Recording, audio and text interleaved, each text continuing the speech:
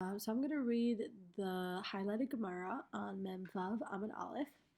We started off by learning this Mishnah about the case of the ox goring the cow and the cow goring the ox. And then the Gemara came and said, this Mishnah follows Sumchus, who says that in cases of safek, of doubt, we should split the money. Then the Chachamim said, no, don't split the money. Instead, you should make the accuser, the person who's trying to get money from the other person, to bring proof for their opinion. But the Gemara then asks, wait a second, why couldn't the Chachamim have just said that? Why did they need to introduce their opinion by saying, Ze klal gadol badin? This is the great rule of judgment. So the Gemara asks, Lama li lemeimar Ze klal gadol badin? Why did the Chachamim have to say, Ze klal gadol badin, that this rule of hamotzi min chavera halav araya, that someone who accuses someone else has to bring proof, why is that a klal gadol badin? And the Gemara initially answered by saying, well, it even applies in a case where the accuser is sure that the other person owes the money, and the other person who's been accused says, maybe it's true, maybe it's not, I'm not sure. That even in that case, the Chachamim would still say that the burden of proof is on the accuser. However, the Gemara now offers a second option. And the Gemara comes and says, Inami, alternatively, we could explain it differently as to why the Chachamim had to introduce their opinion by saying, Zeh klal gadol badin, that this is a big rule. L'chi had itmar, according to the one who says, Hamocher shur l'chavero v'nimtza nagchan.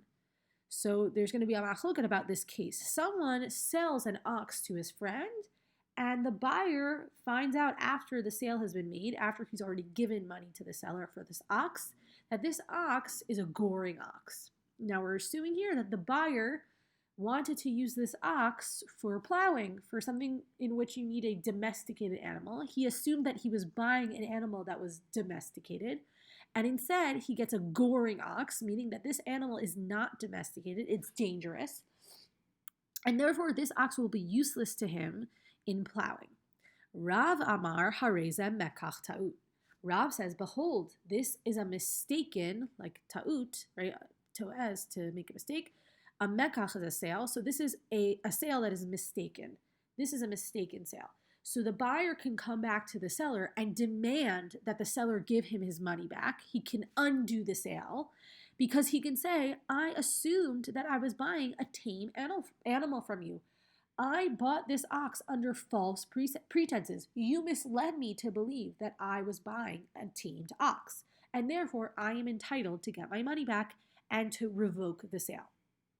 However, B'Shmuel Amar, Shmuel says, Yachol shayomar lo l'shchita mecharti lecha. No, the seller doesn't have to give back the money because the seller can say to the buyer, I thought I sold this ox to you for slaughter. I assumed that when you were buying this ox, you wanted to shecht it, you wanted to kill it for the meat, and therefore, why would you need to have an ox that's tamed? And now the Gemara says, Amai, why does Shmuel say that? How could he say this?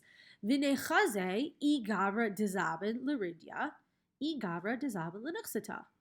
Let's see if this is a person that buys oxen for plowing, or if this is a person that buys oxen for shechting, for slaughter. So the Gemara comes and says, how could Shmuel say that the seller has a right to defend himself like this? We could just look at the buyer and say, is this a person that usually buys oxen for plowing, or is this usually a person that buys oxen for selling?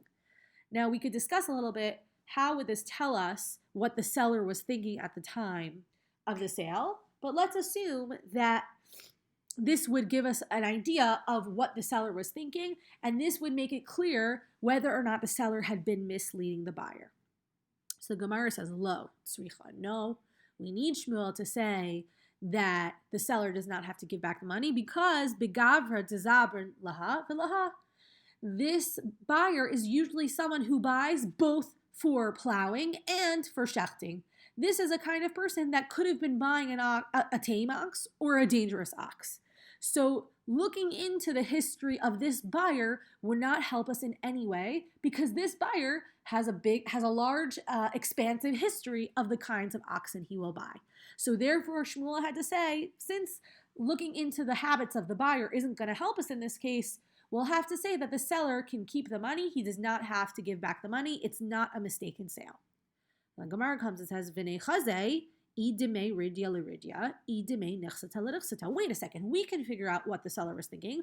Let's look to see if the value of that the ox was sold at is the value of a plowing ox, and then we'll say that the seller intended to sell this ox for plowing, or if it was sold at the value of shechting, of shchita, of slaughter, and therefore we can say that the seller intended to sell it for shchita. And Rashi explains here that usually the price of an ox for shchita, for killing it for the meat, is lower than an ox that is sold for, actually Rashi doesn't say, we can figure out from the next line of Gemara, that usually an ox for plowing is more expensive than an ox for shchita. So, because the Gemara comes and says, lo tzricha. No, we can't in this case just look at the price of the ox to tell us what the seller was thinking, what the seller was intending, because de okir bisra v'ka'e b'dimei ridya. That bisra is like from the shorish of basar, so that the meat, okir, right, yakar means expensive. The meat became more expensive. So usually an ox that is sold just for its meat is cheaper. But at this point in time, when this case happened of someone selling an ox to their friend, it happened to be that the price of meat had gone up, and therefore the price of this meat for shchita stood at the same price, at the same value of an ox that it would have been sold for plowing. So the Gemara basically says that in this case, we needed Shmuel to say that we let the seller keep his money because the price of an ox for plowing and the price of an ox for slaughtering is exactly the same. Now, let's just go back to the beginning, the question that we're coming to answer, right? We said in the beginning, we're coming to give another answer to the question. Lama li lemeimar ze klal gadol badin. Why did the Chachamim have to say that this is a great rule? So Rashi, how did this whole case help explain our answer? Rashi explains here that according to Shmuel is saying, we trust the seller, we let the seller keep his money because the seller can claim, well, I intended X. Now, Rashi gives us a little throwback to a concept we had much earlier in our class.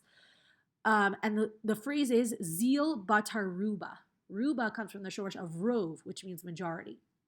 So Rashi explains that Shmuel is saying, we don't follow the majority in this case. A majority of people, Rashi explains, buy oxen for the purpose of plowing.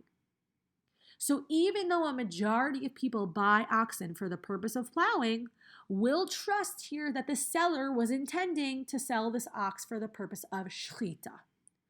And again, this goes back to what the Chachamim explain, that in every case, no matter what the case is, you need hard proof to show that the person who's being accused owes the money to the accuser. You can't just say that most people do X or most people do Y. You need to have actual proof of what the seller was thinking.